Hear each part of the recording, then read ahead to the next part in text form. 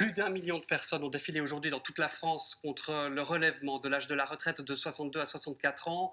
Malgré tout, le président français Emmanuel Macron a redit sa volonté de faire aboutir cette réforme, alors même que son pays peine à employer les travailleurs seniors.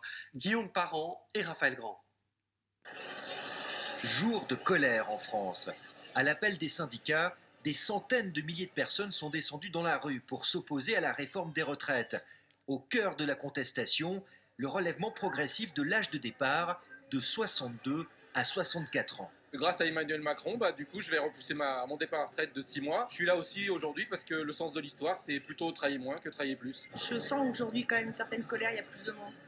J'espère que ça va continuer, en tout cas nous on ne va pas lâcher la rue. C'est une première journée de mobilisation et qui marquerait le début d'un large mouvement social qui va avoir lieu en France. Clé de voûte de cette réforme des retraites, faire travailler les Françaises et les Français plus longtemps. Or, la France est très mauvaise élève en la matière. Les seniors en France peinent à trouver de la place sur le marché du travail.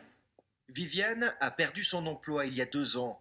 À 55 ans, elle peine à retrouver un travail. Je suis au regret de vous informer que malgré la qualité de votre parcours professionnel, nous ne pouvons donner une suite favorable à votre candidature. Cette réforme me semble extrêmement malvenue dans la mesure où elle intervient avant que la question de l'employabilité des plus de 50 ans ait été réglée en France. Vieillir, un obstacle sur le marché de l'emploi. En France, presque une personne sur 2 ne travaille déjà plus entre 55 et 64 ans. C'est l'un des plus faibles taux d'Europe.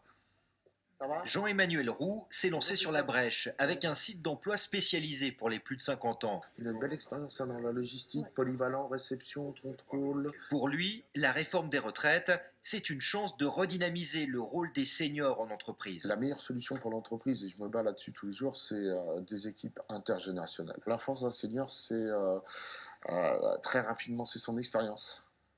La stabilité qu'il va apporter à l'entreprise et son savoir-être et la transmission de son savoir-faire. Aujourd'hui, à 62 ans, on est jeune quand même. On a 30 ans de vie presque devant soi. En marge de la contestation dans la rue, cette réforme des retraites ébranle un monde du travail qui doit encore faire sa révolution pour garder ses seniors, qu'ils aient 62 ou 64 ans.